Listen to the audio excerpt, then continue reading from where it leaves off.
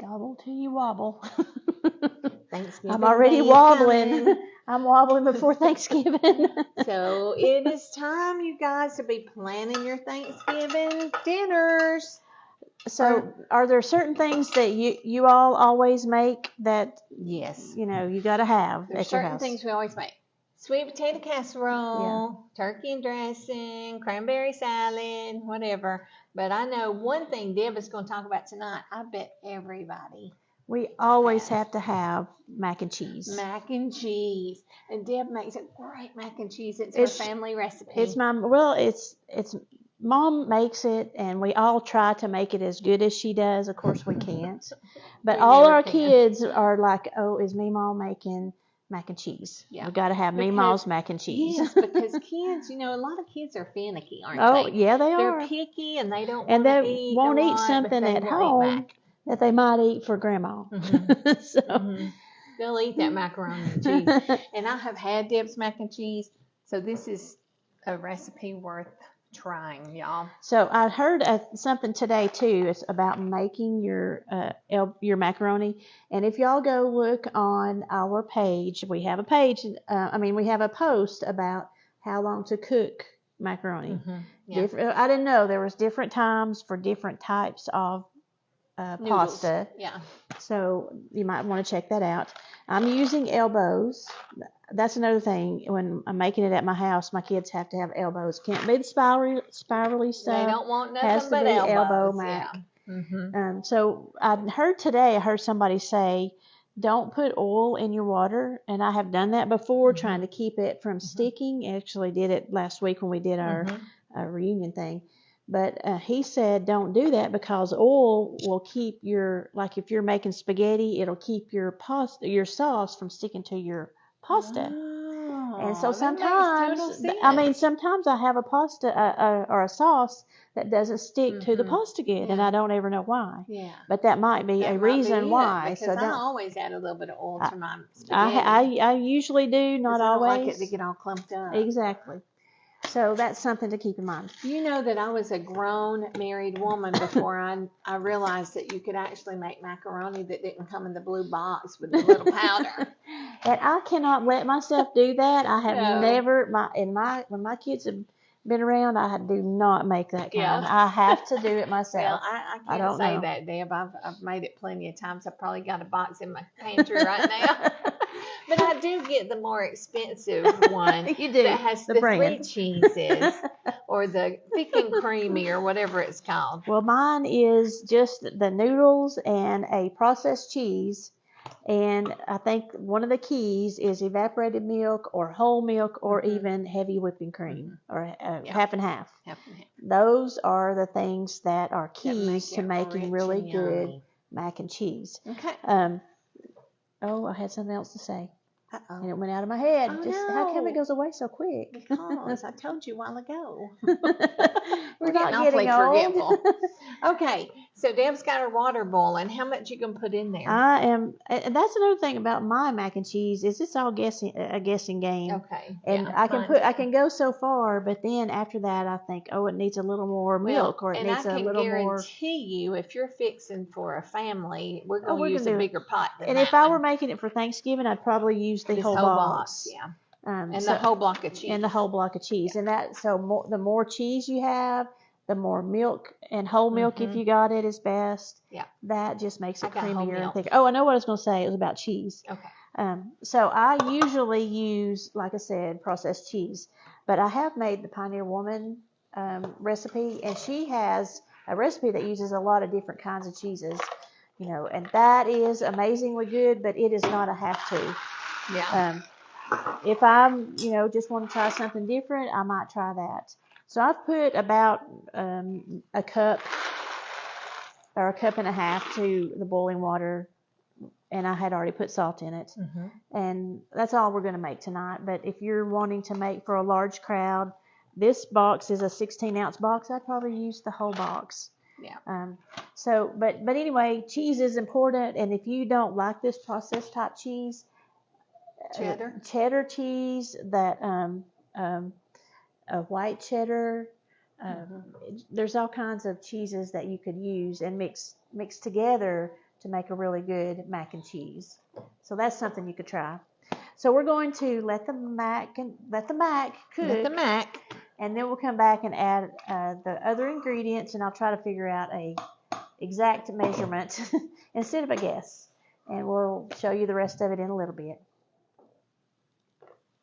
Okay, our macaroni has cooked, and I'm going to drain it right quick. So it's boiled about 10 minutes, right, Deb? Yes. I like it to be pretty. I know some people like it al dente, but for mac and cheese, my macaroni soft. I like it pretty soft. Yes. Now, a lot of times I'll just leave it on the eye. I'm not going to do it so you can see what I'm doing. But when I'm cooking it, I'll a lot of times leave it on the eye because I want this cheese, which I'm cutting up. I've cut up about a fourth of this block of cheese. I'm going to start with that much right there. And the heat helps to keep it melting, so I'm going to go ahead and move it back over to the eye. The eye's turned off, but I'm still going to continue to stir it and leave it on the eye. Now I'm going to add about a fourth of a cup of this evaporated milk. And like I said, the eye's turned off. I'm just going to let the heat keep everything warm, and it's going to also melt this butter. And if you may need to turn your eye back on low. How much butter is that, Deb? That is 3 tablespoons. Okay. And we're just making a small amount tonight. So if you were making a large amount, you will like a whole box full of cheese. You'll use a can of this evaporated milk. You'll use more butter, and like I said, it's kind of an eyeball thing. You're just gonna see how we like ours to be. Runny with cheese sauce, and see, look, come back over here, Mo, with the camera.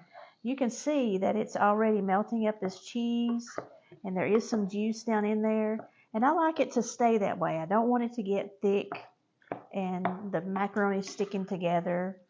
We like ours to be like this. It's already cooking, so I could eat this as my meal. So we did a catering a couple of weeks ago, and Deb made her macaroni. And tell them what you did, Deb, in order for it not to be all stuck together once we got to the venue. Yeah, so a lot of times when you make it ahead, your macaroni and cheese gets thick. So what I did was I made the cheese sauce separate, and I did just the same things I've done here. In a crock pot, I melted my processed cheese, and I added the evaporated milk and butter, and I took it and then I cooked the macaroni separately. So I took them separately to my event, and you could do the same thing for Thanksgiving. If you're going to your event, take them, make them separate, and then when you get there, mix your cheese in with your mac. And it worked great. It was not thick. It worked out really good. Some people also like to have like a casserole, and you want to put a topping on them, and that's fine. If you want to mix up your macaroni and cheese, or your macaroni and your cheeses and your ingredients, and then put it in a casserole dish, and you can put cheese on top, put it in the oven, and melt that cheese on top, and have a nice casserole that way. Or maybe you might like a topping of Ritz crackers and butter on top of your mac and cheese. You could do that too. Yeah, my mom used to bake macaroni, and it was really good. Yeah, bake it. But you could do that with this. You could just, make a macaroni casserole out of it. So this is almost melted, so and it is almost. I think my mom would be proud of this one. I think she would too. It looks so good. My nieces and nephews and kids would all eat this one because it's looks just like my mom's mac and cheese. So this is what it's looking like right now. This is your mama's mac and cheese. And really yummy. So now, I like to put pepper in mine, Deb. Well, we can do that. Pepper? I do. There's some of that large pepper there. Yes, I put pepper in. I did put some salt in the water when the macaroni was cooking.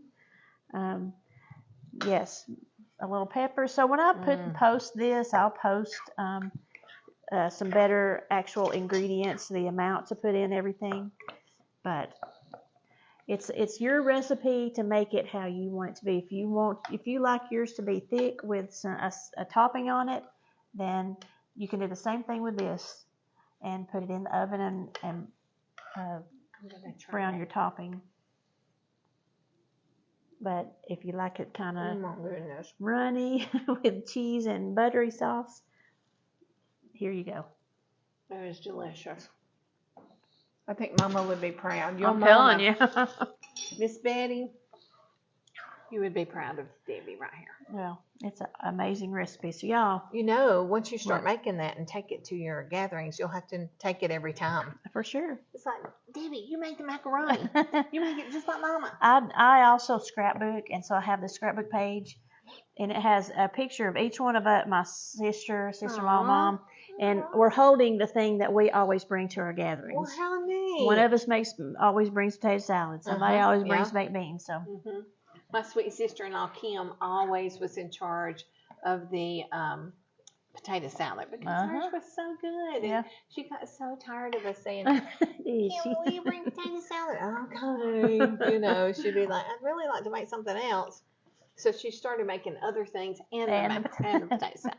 Yeah. That's usually what happens. Somebody, it's your specialty, so you bring your specialty. So be loud and be proud with your specialty. Exactly. So this is good macaroni, y'all. You do not have to do that blue box thing. Don't do the blue box. I'm just saying. All right. Enjoy your mac and cheese. Make some mac and cheese. Yes. It's really good. We're about to get off here and chow down. Bye. See you later. Bye.